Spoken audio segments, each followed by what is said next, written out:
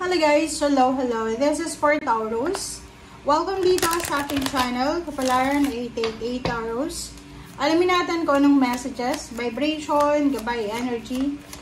Financial reading tayo for the remaining of 2025. So, November, end of October, whole month of November and December. Ano ba ang money reading para sa inyo? So, tingnan natin.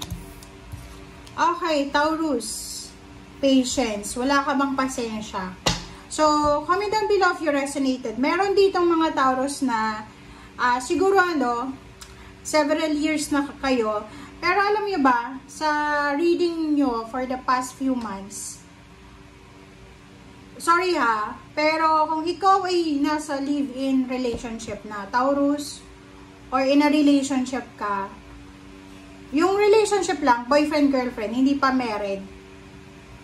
Halimbawa, 2021, if you, parang nagsimula, like for example, nagsimula yung relationship nyo 2021, nag-live-in kayo 2021, or nagkaroon kayo ng relationship 2021, yung karelasyon nyo na yan, it's either yan yung nagdala sa inyo ng malas, okay?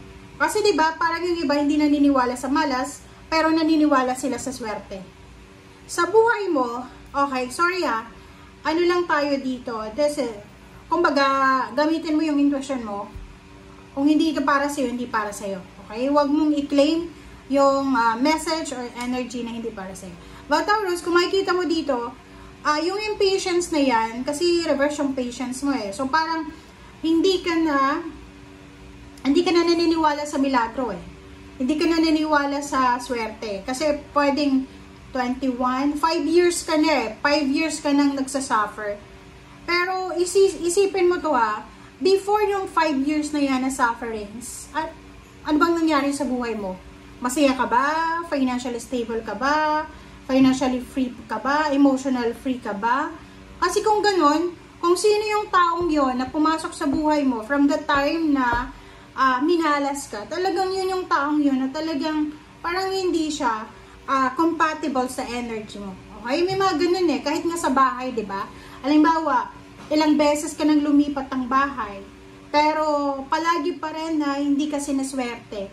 Pero isang bahay lang yung nilipatan mo na punong-puno ng swerte, nabuntis, nakabuntis, nagkaroon ng promotion, salary increase, maraming magandang nangyari, parang ganun. So, in your case, if ever lang na sobrang impatience ka na, kailangan mong pag-isipan, mag-isip ka, you need to reflect, you need to meditate ngayon na isipin mo, saan ba dito? Saan ba nagsimula yung problema? Saan ba? Okay? Kailan ka ba nagsimulang parang feeling mo hindi ka sinaswerte? Kailangan mong magsimula doon sa time na yun Kasi yun yung pwedeng maging solusyon. Nasa yun Nasa yun nasa pag-iisip mo yan or sa realization mo kung ano yung kung saan nagsimula yung problema or kung ano yung solusyon. But, sinasabi ng Baraseo dito, Taurus, na nandito si Archangel Michael, first chakra, na kahit daw anong pinagdadaanan sa ngayon, pinagdaanan or pagdadaanan mo, huwag kang masyadong mag-alala, huwag kang masyadong ma-stress, lalo kung bata ka pa, nasa below 25 ka ba, below 30 years old, namumroblema ka, lalo na below 20, kung namumroblema kayo dahil lang sa pera, relationship, no. You need to parang mag-isip, ma-realize nyo na batang-bata pa kayo para mamroblema sa ganyang klaseng problema. Okay? And sinasabi ni Archangel Michael dito na kailangan mong maging courageous, kailangan mong maging matatag. You are protected, you are guided. Meron kang spiritual helpers Meron kang mayroong isang tao na ginagabayan ka. Ang problema lang dito is talagang you are connected, you are attached sa isang tawag dyan, Jezebel ba? Okay, parang ganon. Kasi itong taong to na connected sa'yo, lalo na kung ito ay talaga may relationship kayo, yung parang talagang magkasama na kayo diba? Nagkikiss and hug, or yung alam nyo na, pag may relationship, talagang yung energy niya napapasa sa'yo, yung energy mo napapasa sa kanya. Kumbaga, kayo ay iisa na. So, kailangan siguro mag-experiment ka. Experiment mo muna. Like 5 days, 3 days kayong magkahiwalay muna. Like for example, pag bakasyon ka, mag-isa lang, try mo ano ibang energy meron ka while you're apart. 'Di ba? Kasi pag ganun, talagang maiisip mo na yung taong yon, yun yung nagiging rason para magkaroon ka ng ganyang klase ng buhay. Kasi ganun dito sa buhay natin, guys. Hindi lahat ng tao na gusto natin at gusto tayo ay compatible tayo. 'Di ba? So, kailangan mong pag-isipan siguro. But, hindi ka naman dapat mag-alala kasi, you are protected and guided ka ng iyong spiritual helpers. Lalo ni sa Archangel Michael. Minsan may mga decision making ka, Taurus, na siguro mali. Pero, pwede mo pa naman i-correct yan lalo kung bata ka pa.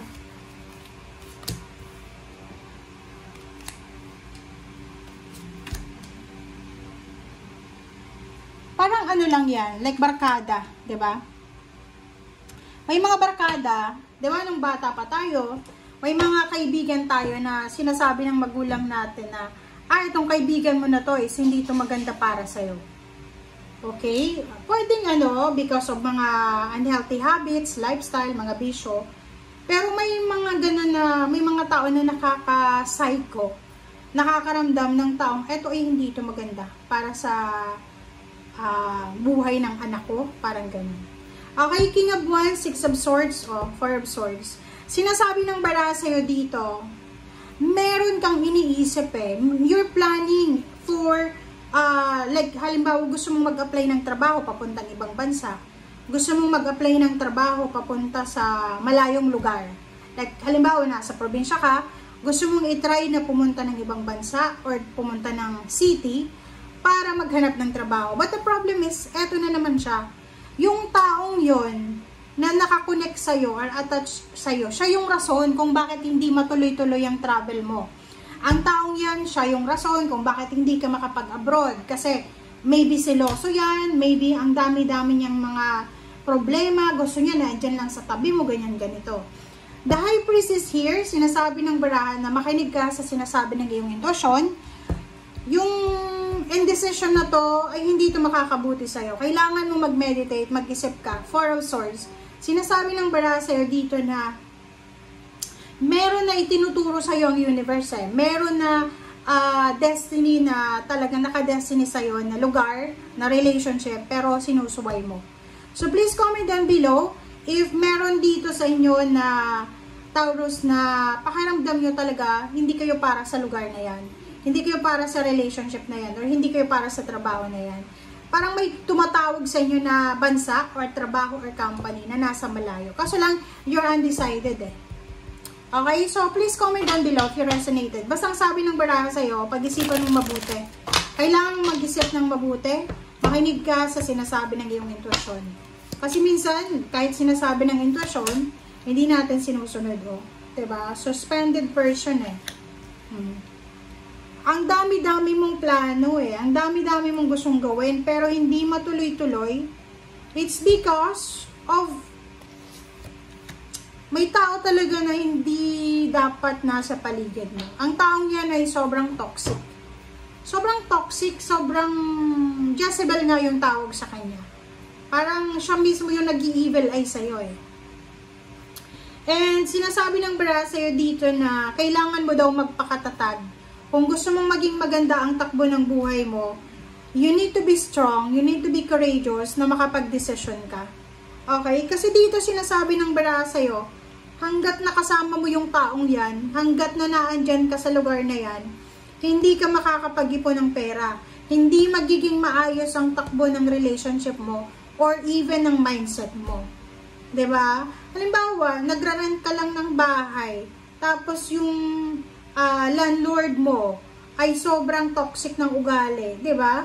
Kahit mura yung bahay na yan na tinitirhan mo, kung toxic yung may-ari, still toxic pa rin yung bahay na yan. So, sinasabi ng baraha, you need to be strong na makapag-decide ka.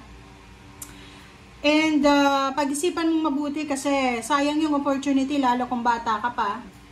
Sayang yung youth mo, yung health mo. Dapat habang malakas ka pa, i-maximize mo yung paghahanap buhay, paghahanap ng trabaho, or i-maximize mo yung kapasidad mo. Okay? Thank you guys. Bye!